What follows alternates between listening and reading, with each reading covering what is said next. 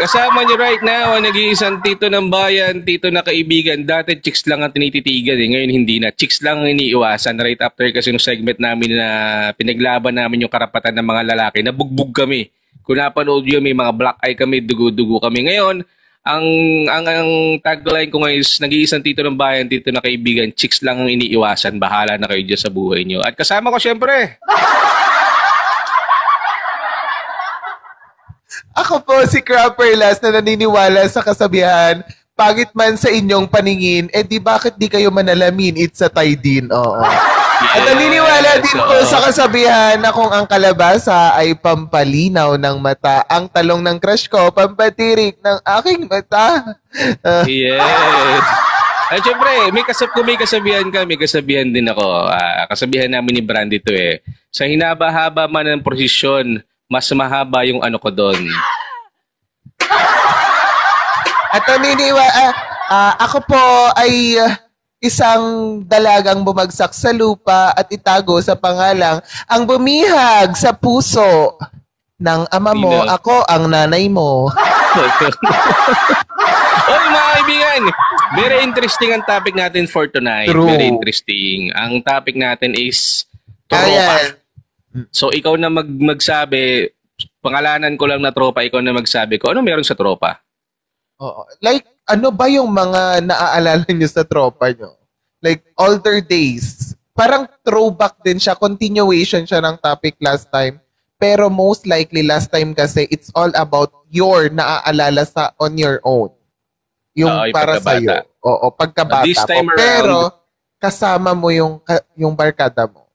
Ano yung mga bagay na gusto mong makalimutan na kasama sila? Ano yung mga bagay na parang reminiscing the past and kung ano yung mga ganap na ninyong magbabarkada ngayon? Yes. Pwedeng positibo, pwedeng negatibo, pwedeng hindi malilimutan hanggang ngayon kasi naging magkumpare kayo, magkaibigan kayo. Or pwedeng hindi malilimutan kasi during those days na tumanda kayo, iniwanan kayo, hindi nyo lang pinautang, banalak na kayo, or nung napaaway kayo, tinakbuhan kayo, or yung tropa nyo na naging lover nyo.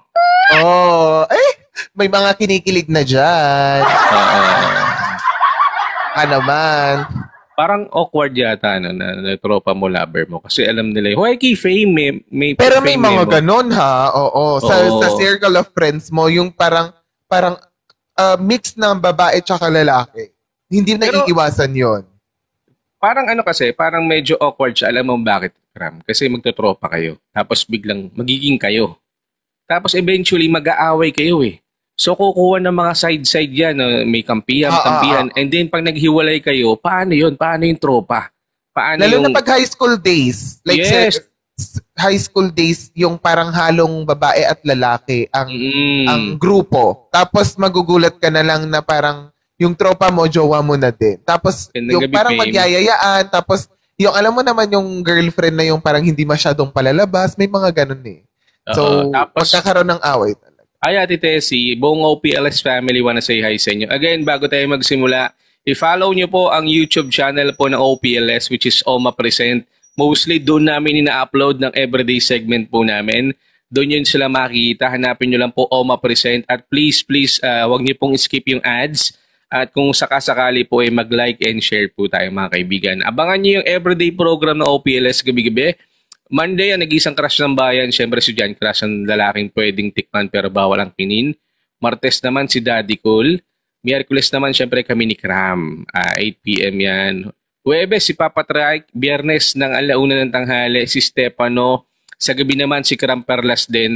At siyempre si Madam Jinky. Oo. Sabado, the classic OMA Present type story kung saan kami nagsimula. Mostly PWD mga ginagas namin doon. So PWD papakita namin sa inyo yung mga mostly kayang gawin ng PWD. Tsaka yung abangan nyo yung linggo, yung drama-rama serye.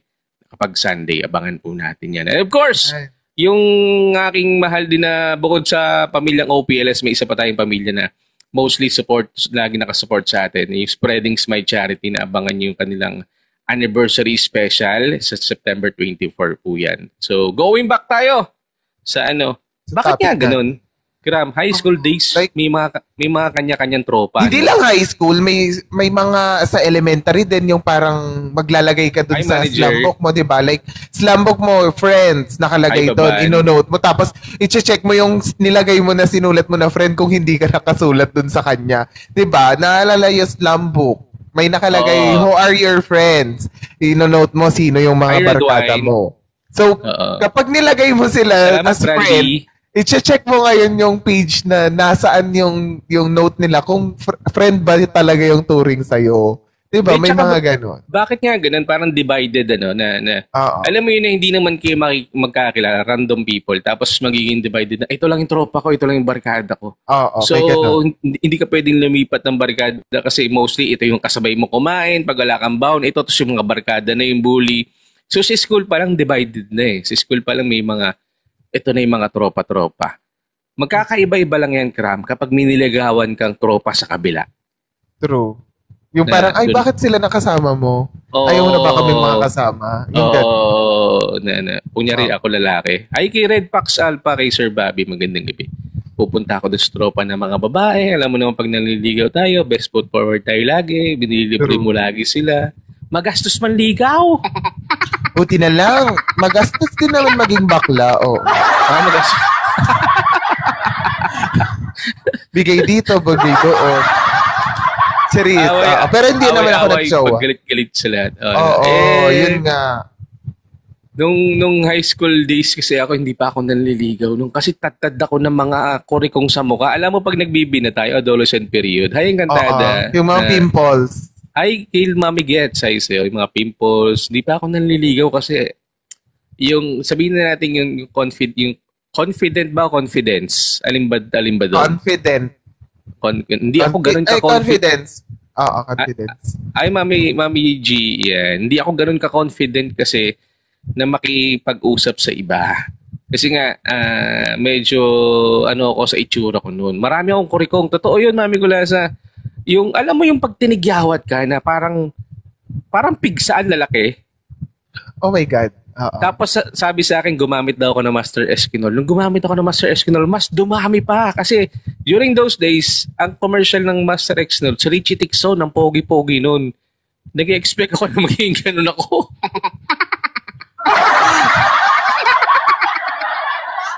Yeah, ako na-brief naman kami high school kasi yung science teacher namin, ang daming mga explanation, But yung parang explanation niya doon naman sa amin kasi may mga ganun, may mga binubuli ka. Bully talaga kasi ako.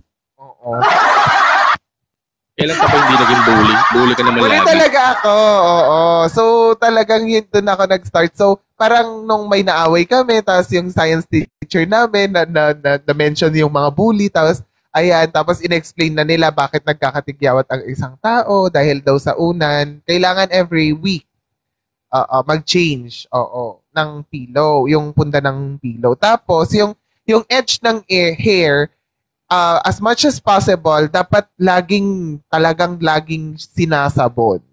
Yung edge or tip ng yung sa buhok kasi nung high school ako, kalbo ko nun eh. So tingin ko sa unan kasi yung unan namin, para ako nagdo-drawing dati sa unan namin. So balik tayo sa tropa. May mga nag-slip over ka na ba ng mga tropa sa inyo? Meron. Sa family house lalo. Gusto ko madinig sa baba, sa mga tao dyan. Please comment down below. Ano yung memorable experience sa mga sleepover? Kasi excited tayo sa sleepover, di ba? Oh my God. Parang ayoko balikan. Yan yung sinasabi ko. Yeah. Ano memorable mo? Yan. Encantada, ikaw ano? Oh my God. Parang tanga. Bakit kailangang tanongin? Ako dati, bubuli ako noon. Ngayon nila ako bulihin. Totoo yun. Alam mo dati, na maliit ka palang binubuli ka. Nung nag-reunion, ang laki mo na. Ngayon nyo ako bulihin, mga hayop kayo, di ba? Sabi nito, friend namin, tropa din ng tatay ko. Nanonood daw ng Triple X. Sabi ni Mami Kulas. Hello? Hoy, may background. Kanina yung background. Na mali na pindot. Why? Sabi ni Ardson ay sa'yo. Ikaw, Kram, ano yung memorable experience mo? Siguro yung kasama sila hanggang Yung yung isa, yung sleepover dito muna sa bahay. Tapos, sandali Kram, putulin kita. Nung naisip mo, bigla kang ngumanga ng malaki. Para iba tuloy naisip ko ngumanga ka ng malaki. Iba na kasi ayokong balikan talaga yun. Medyo naughty kasi yung nangyari. Ayun nga, gusto namin madinig.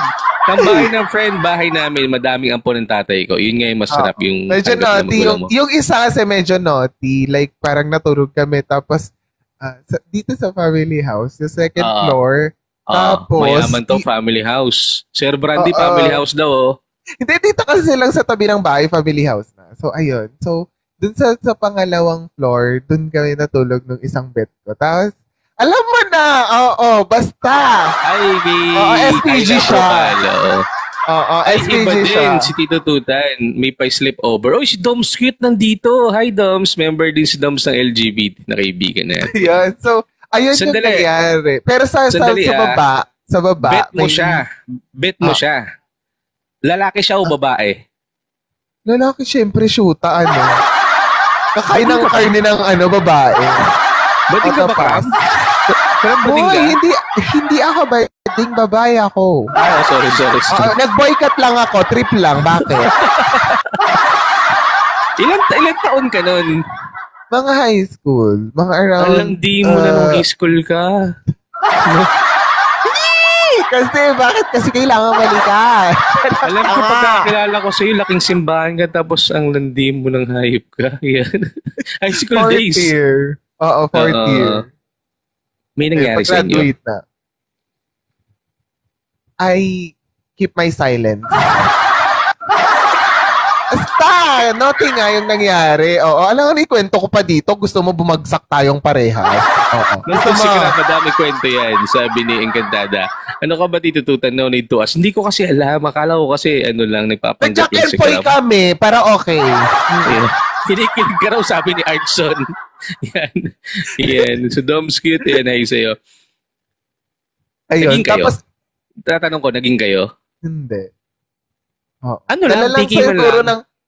Dala siguro din ng alak. Nakainom. Tapos may isa alam ko na yan. May isa pang factor na parang nangyari din yun. Pero hindi na naulit, pero nangyari. Pero ibang tao na yung kasama ko, which is babae. Tapos na pumunta kami, yung parang Semana Santa. Tapos nag-trip lang kami na pagkagising namin, may tumugtog yung paikot. Tapos nagmotor kami, sabi, abangan natin, ganun. Abang kami talaga dun sa mismong stage nung parang mga angels. Tapos nung magsasalubong ng ganun, lasing na lasing kami, yung kumanta na sila, hala, biglang tayo si bakla. Oo. Nawala yung ulirat niya sa ala. May nagtatanong sa baba, what's the feeling, Gram? Baka same sa feeling ko, sabi ni Artson. Hi kay Derek, yun sa'yo. Feeling nung ginawa? Like, alam mo yun, heaven. Sandali, Gram. Tropa mo to, di ba? Tropa mo to. So, may mga bagay parang na nangyari. Circle of friends din. Oo. Actually, may mga bagay na nangyari na hindi dapat mangyari. Kumusta yung pagiging magtropa nyo right after nung may nangyari? Medyo awkward, pero naulit kasi ulit siya sa school naman sa national, dito sa sa naman siya, sa public school naman siya. Naniniwala ko talaga ako, mga kaibigan, na yung hapdi na titiis pero yung kati hindi. Parang mabababoy ako ngayon, Parang mali talaga tong segment. Parang ako yung nakaisip, pero parang mali yung timpla. Parang ako tuloy yung nag-backfire sa akin. Sabi na Encantada, alam na. Hindi, ikaw kasi nakaisip itong tropa nito. So, hindi mo naman to ibabrot up kung wala kang mga pinagdaanan sa tropa. Kasi parang pagkakaintindi ko, ikaw yung Tapos, ayun nga. Actually, alam ng ibang tropa ko, kung may mga nanonood dyan, na may time na yung isang gay friend. Pinapanood nila kayo? Hindi ko alam kung mayroon man mga nakakakilala sa akin. During those... Hoy, wala naman. Ano? Live show? Ano to? Walang ganon. Oo. Ay, Carmen. ayun nga. So, may time nga na nag-away din kami nung parang kapatid-kapatid Devil is pretty evil. Kasi parang yung circle of friends, parang may mami, may tawag kami kasi mami, mas older than us.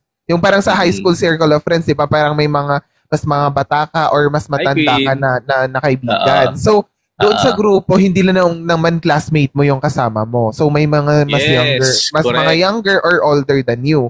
So, yung sa circle namin yun, merong taga ibang school, kaming tropa.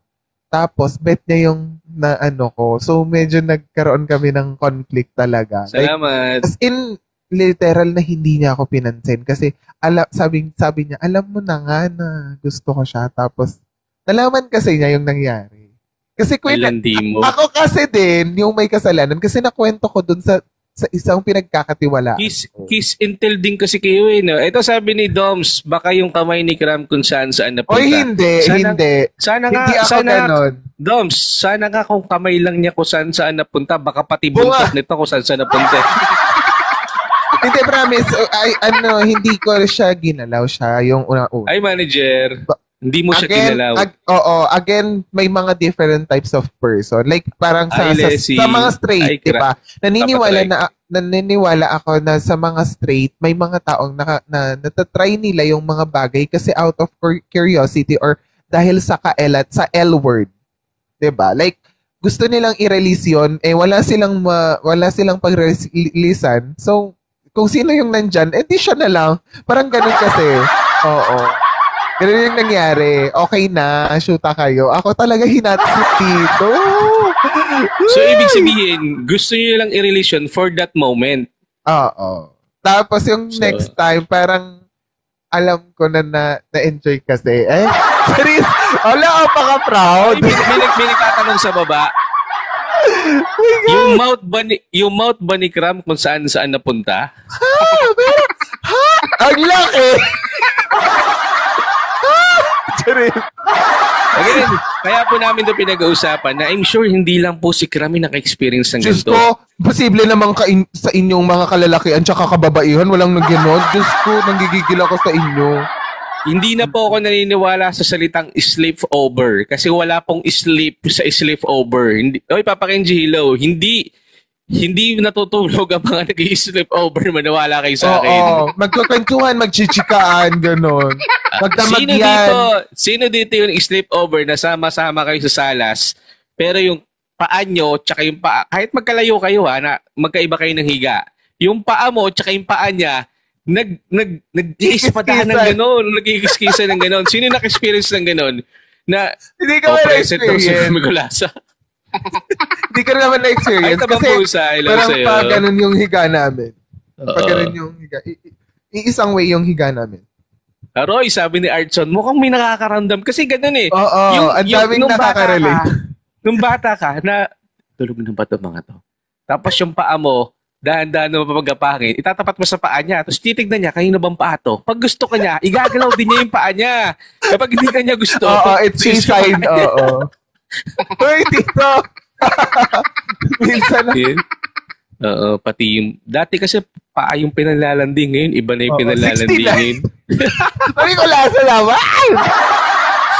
Ranas daw ni Tamang Pusa yan, sabi ni Tamang Pusa. Hindi, mostly Tamang Pusa, kagaya ng pinag-usapan natin kanina, batang 90s yung mga ganyan galawang 90s tsaka, yun tsaka yung mga abakaanteng lote, hindi imposibleng hindi nyo nako, sinasabi ko, with your friend. Oo, nanggigigil ako. Kasi may mga ng paa is to start pag ganun. Oo, sabi niya. Tsaka nung mga high school, last year na namin ng high school, may ginawa kaming kabalbalan kaya medyo napatawan kami ng punishment. Kasama pati president, yung nung namin ng class namin. Kasi nga, may nag-yosi, yung parang nagkaroon ng bad habit. Magandang buhay, Miss Lou.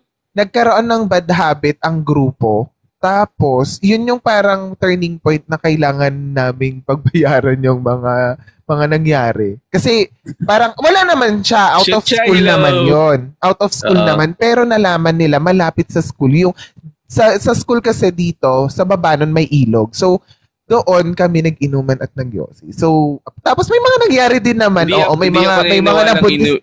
Inuman tsaka yosi lang ginawa niyo. Hindi ako Oo, tsaka may nabuntis naman din kami ng 4th year. May nabuntis na classmate kami. Akala ko diba? kami. So, ibig sabihin, kasama ka doon. Ha? Ano? Group project? Oo, tigilan mo ako. Alam mo, umpisa pa lang to pero yung sinasabi natin ng sleepover na yan, marami na experience. Like si Leslie sabi niya, experience ko nung college. So, hindi ka nag-iisa. Sabi dito bang pusa, parang maaga pa ata para sa topic ko. Yan, hi kay Chef Chai ng Dududan. Actually, hindi lang naman yun. Medyo wide kasi yung topic namin. It's about friendship and everything under that friendship. Naging jowa mo ba yung... Sabi ni Artson, parang nagsibali ka ng mga moment ko rito. Alam mo kasi yung pakiramdam na nagdikit yung paa nyo. Tapos kinakabahan ka ng matindi. Na parang sinasapian ka ng langit at lupa. Na kinakabahan ka na mainit ang katawan mo. Oo, yung caught on the act na, alam, baka makita nila. Yung ganon. Kasi parang, what do you call that thing ba? Excitement. Yung excitement mo. Parang yung question is, mas nagkakaroon ka ba ng thrill kapag nagiging sneaky ka? Like, 'di ba? Yung medyo patago. Mostly kasi yun yung mga gusto nila yung tawag dito, yung exciting nga parang basta yun na yun, tao to, 3 words, yun na lang, nahirapan na ako sa inyo. Sabi rito bang pusa, friends with super benefit. Hindi, kasi wala naman tayong ganyan dati, pero di ba yung mutual understanding na meron kayong gustong gawin kahit magtropa kayo, okay lang. Na kahit walang label. Dati pang uso yung walang label na yan, tapos, pero hindi salita yung walang label. Ito pa yung malala na experience ko, yung parang yung tropa mo na yung tropa nyong dalawa na magjowa, pero parang hindi pa nila ina-out na magjowa sila. Yung girl mismo yung pumupunta dun sa bahay kasi mag-e-excuse ngayon na na may party or birthday, yung gano'n na isasama kanya sa mga Diyos ko.